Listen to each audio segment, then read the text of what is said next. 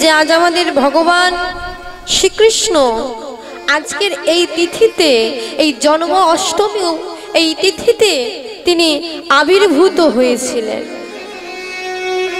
কেন না গীতায় বললেন যদা যদা হি ধর্মস্য গ্লানির্ভবতি ভারত অভ্যুত্থান ধর্মস্য তদাত্মানং সৃজম্যহম পরিত্রাণায় সাধূনাং विनाशाय च दुष्कृतं धर्म संस्थापनार्थाय संभवामि युगे युगे जुगे जुगे। भगवान जुगे जुगे केन आविर्भूत হয়েছিল মা? যদা যদা হি ধর্মস্য গ্লানির্ভবতি ভারত, অর্থাৎ যখনই যুগে যুগে যখনই ধর্মের গ্লানি হয়েছে, অধর্মের যখনই জয় হয়েছে বাবা, তখন অধর্মকে পরাজিত করবার জন্য, ধর্মকে জয় করবার জন্য, ধর্মকে স্থাপন করবার জন্য তিনি যুগে যুগে আবির্ভূত হয়েছে। শুধু তাই নয় বাবা, পরিত্রাণায় সাধূন বিনাশায় চ দুষ্কৃতম, দুষ্কৃত দমন করবার জন্য, শিষ্টের পালনের জন্য তিনি যুগে যুগে আবির্ভূত হয়েছে। তাই আজ আমাদের বড় আনন্দের দিন যে আজকের এই তিথিতে আমাদের ভগবান শ্রীকৃষ্ণ তিনি আবির্ভূত হয়েছিলেন কংসের কারাগারে। কেন বাবা? দেখুন বাবা, কত কষ্টের মধ্যে আমরা সবাই জানি আমাদের ভগবান শ্রীকৃষ্ণ তিনি আবির্ভূত হয়েছিলেন। ওই কারাগারের মধ্যে তিনি আবির্ভূত হয়েছেন কেন? ধর্মকে রক্ষা করবার জন্য। গৌর হরি বল। তাই বাবা আজ সেই তিথিতে আজ আমরা আমাদের বড় ভাগ্যের বিষয়, আজ আমরা সবাই মিলে একত্রিত হয়েছি। এত দুর্যোগের পর, সারাদিন ধরে দুর্যোগ চলছে, বৃষ্টি চলছে, ঝড় বাদল চলছে, তাও আমরা উপস্থিত হয়েছি প্রভুর নাম গুণ কীর্তন শুনবো বলে। তো মায়েরা আজকে তাহলে কোনো আন কথা, বাজে কথা, কুকথা নয়, যতটুকু এই হরিবাসরে থাকবো ততটুকু ভগবানের নাম শ্রবণ করব এবং গাইব। তাই তো? তাই তো মায়েরা? এই যে ও মায়েরা, তাই তো? বেশ, গাইতেও হবে কিন্তু। তাই বাবা এই মধুময় হরিনাম কৃষ্ণ নাম, যে কৃষ্ণ নাম গাইবার মতো আমার কোনো ক্ষমতা নেই বাবা। যে মধুময় হরিনাম কৃষ্ণ নাম, যে নামের গুণে বেশি হয়ে যায়, যে নামের গুণে বোবা জনে কথা বলে, খোড়া জনে চলতে পারে। ওমা, বোবা জনেও কথা বলে, খোড়া জনেও চলতে পারে। যে মধুময় হরিনাম মৃত্যু তরু পল্লবিত হয়, সেই মধুময় হরিনাম কৃষ্ণ নাম আমার মতো মায়াবদ্ধ যে প্রভুর কৃপাতে এসেছে আপনাদের রাতুল রাঙা চরণে কিছু গৌর কথা, কৃষ্ণ কথা বলবো বলে। কিন্তু এই হরিনাম কৃষ্ণ নামের মধ্যে যে কি মাহাত্ম্য, কি মাধুর্য আছে তা আমি জানি না বাবা।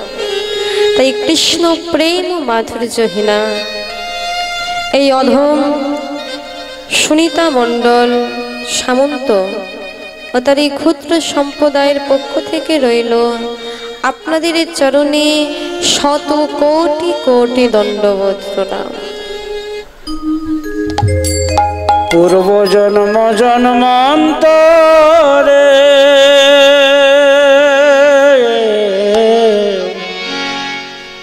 পিতা মাতার আশীর্বাদে গুরুদেবের অসীম করুণা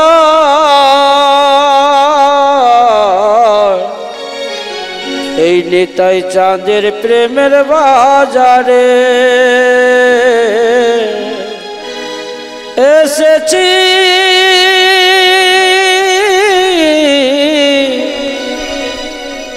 কিছু কৃষ্ণ কথা বলিতে। গৌর হরি বল। কিছু হরি কথা বলিতে। পূর্ব জন্ম জন্মান্তরে পিতা মাতার আশীর্বাদে গুরুদেবের অসীমি করুণা নেতাই চাঁদের প্রেমের বাজারে এসেছি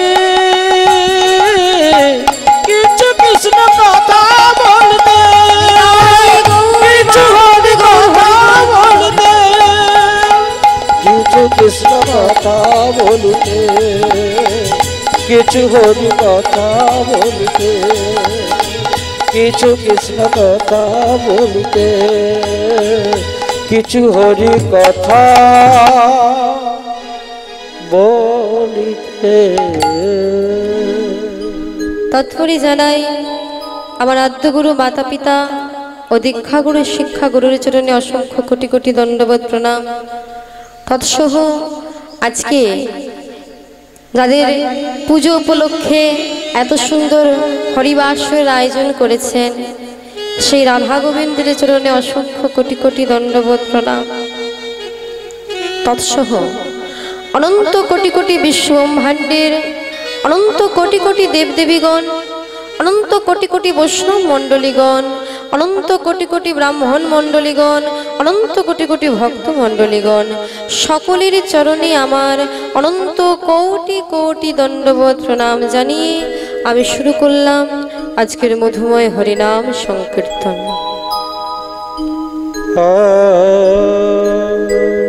জয় রাধা, গৌর হরি বল। মাগো, আজকে আমাদের কলিযুগের ধর্মকর্ম কি বাবা? হরিনাম, তাই না? মহাপ্রভু কি বলেছেন? কৃতে যদ্ধায়তে বিষ্ণু তেতায়ং যদতে মখ হয়ে দা পড়ে সেবা পরিচর্যায় কালো তৎ হরি সংকীর্তনা। ওমা রাজা পরীক্ষিত সুখদেব গোস্বামী পাদকে প্রশ্ন করছেন, প্রভু বলতে পারো এই কলিযুগের ধর্মকর্ম কি? তার উত্তরে সুখদেব গোস্বামী পাদ বলছেন, শোনো পরীক্ষিত, কৃতে যদ্ধায়তে বিষ্ণু তেতায়ং যদতে মুখ হয়ে। সত্যযুগের মানবগণ ধ্যান করে তাদের মানব জন্ম ধন্য করেছে।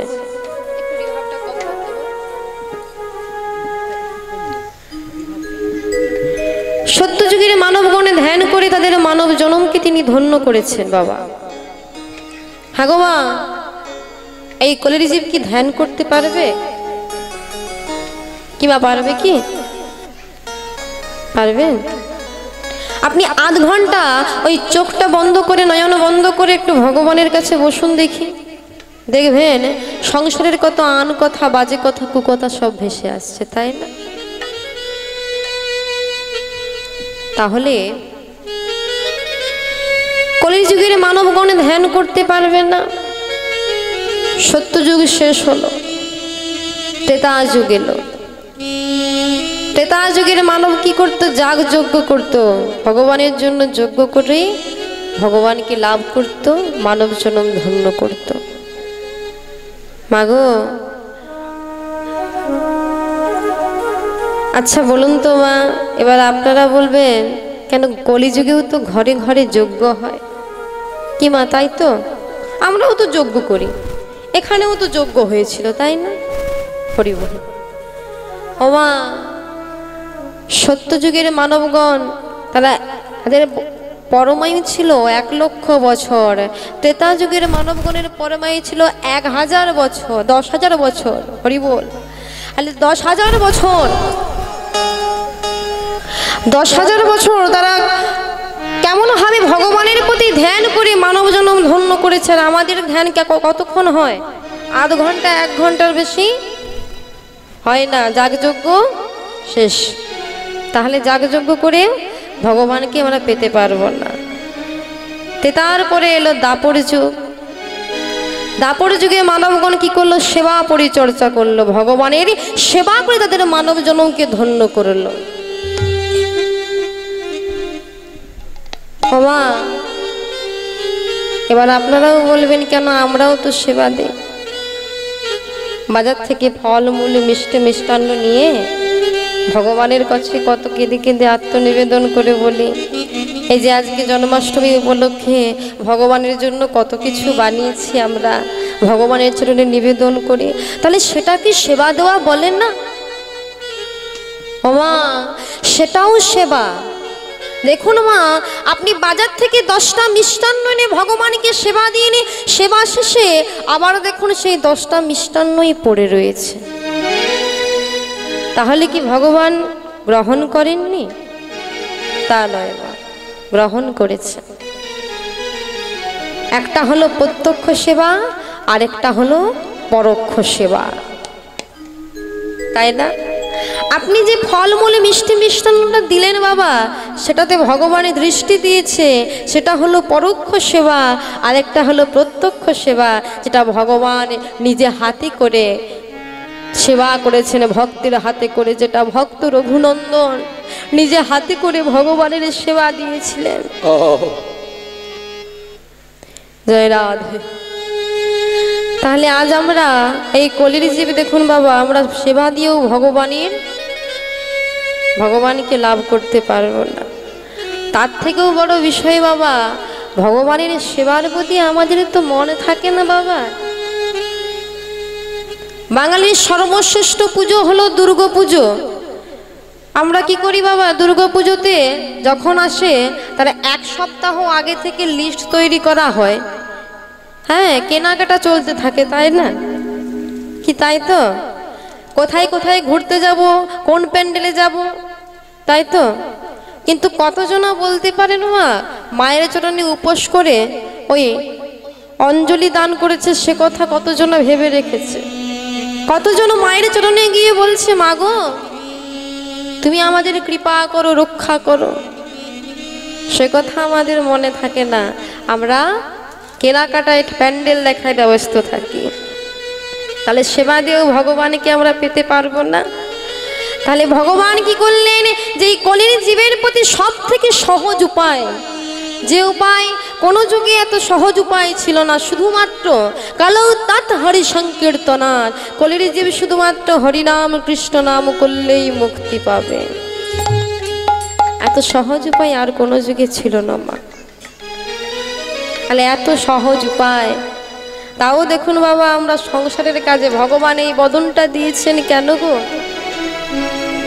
ভগবান এই বদনে দিয়েছে প্রভুর নাম করবার জন্য, এই চরণটা দিয়েছে প্রভুর মন্দিরে যাওয়ার জন্য।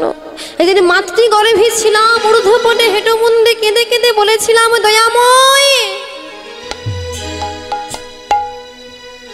কৃপা করে আমাকে মানব জনম দাও দেয়াবো, আমি যে আর এই কিরকিটের দংশন সইতে পারছি না প্রভু।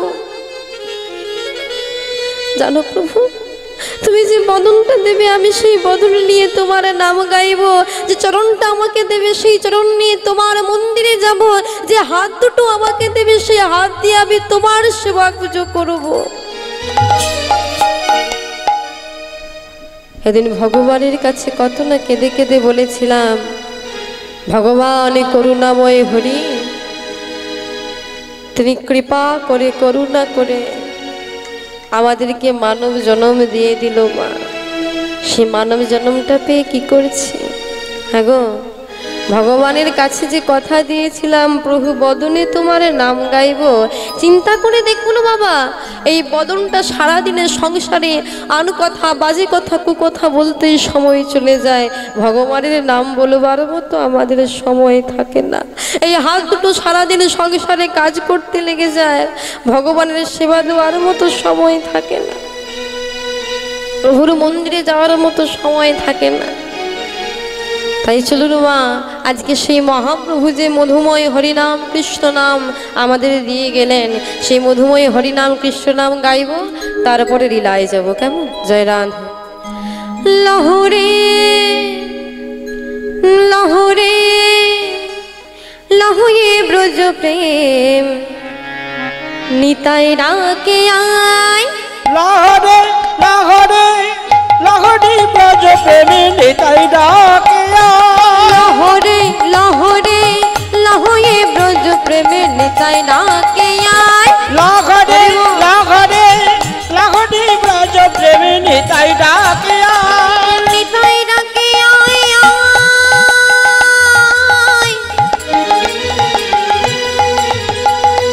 সবাই মিলে বাহু তুলে, প্রত্যেকে বাহু তুলুন তো। তোরায়